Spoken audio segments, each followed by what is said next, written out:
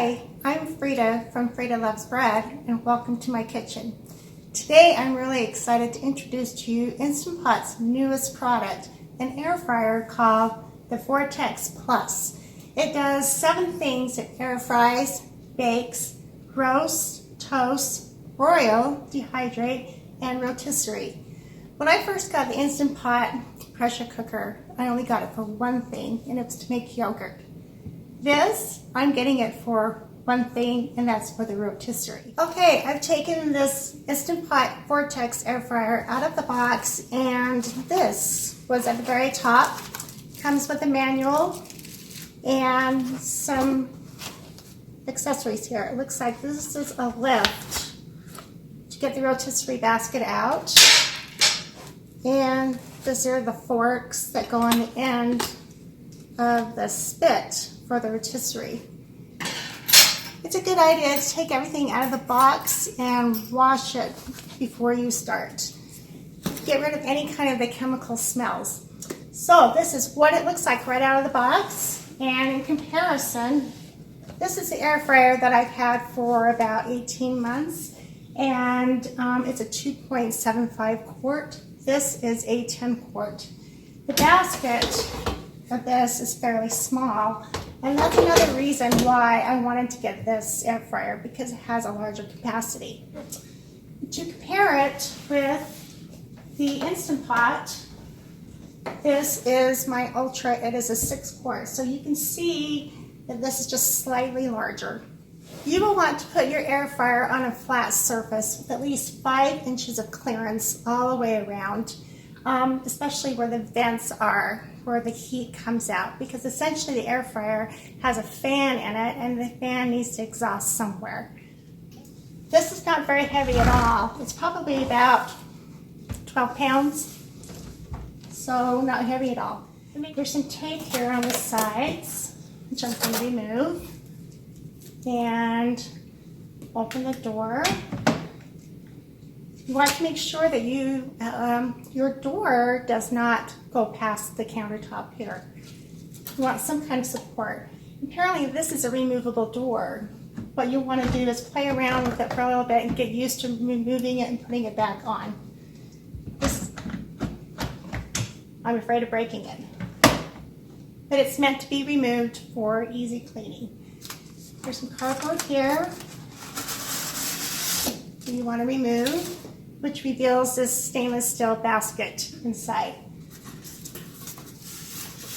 Let's remove that.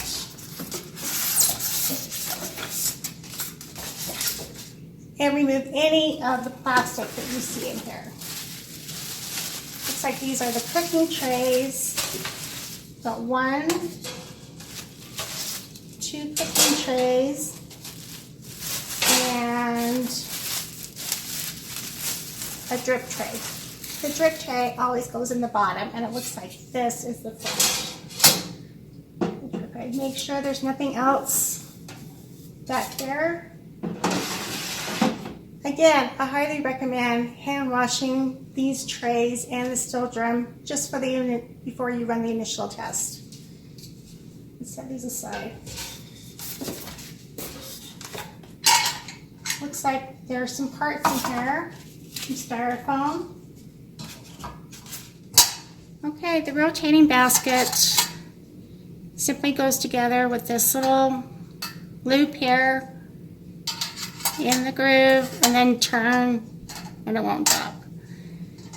Just set it right in here, and there's a clip that you pull towards the center and then let go.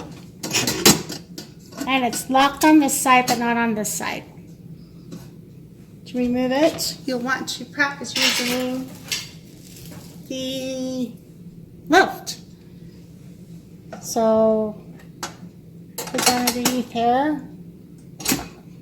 Pull the red lever towards the center. And take out your basket. The one cool thing about this fryer is that the door removes for easy cleaning.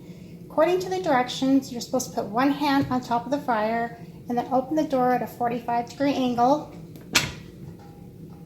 and then remove the door by lifting up the right-hand corner. You notice there's 3 tabs here, and then to put it back on, put the door at a 45-degree angle, line up the tabs, and then put the door at a 45-degree angle, and that's how you do it. Okay, the manual recommends doing what's called a test run. First thing you need to do is plug in your air fryer. Make sure you have 5 inches of clearance all the way around the back and the top of your fryer. Open up the door and put the drip tray in, which is this. This is a drip tray.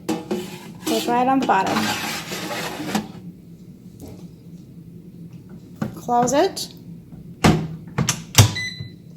Select air fry, which defaults to 400, and then use the plus button to go to 20 minutes, and then push start.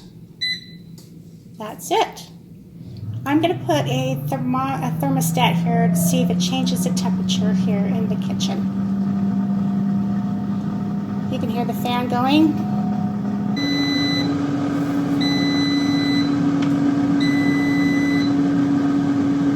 Okay, it took about 2 minutes for the fryer to heat up to 400 degrees, and you can see the timer says, that's the temperature of 400, and there's the timer. When it says add food, you want to open up the door, and it's going to be hot at the bottom, and then another tray here towards the middle, and close it.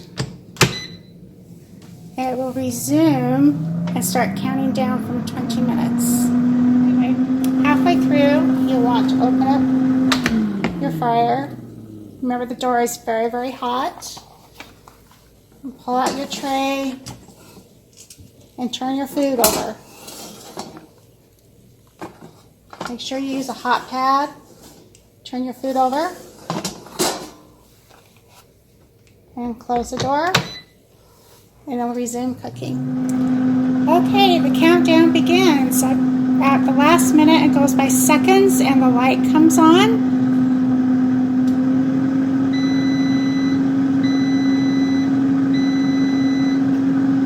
And the fan keeps going, which cools the oven. What's really neat about this air fryer is it will give you a reminder beep at 5 minutes, 30 minutes. Let's say end.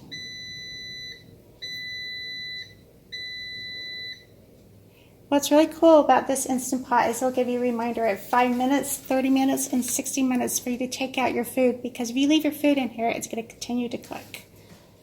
So there you have it, the unboxing of the new Instant Pot Vortex air fryer and the initial test run. I cannot wait to try a rotisserie chicken in this new air fryer. See you then.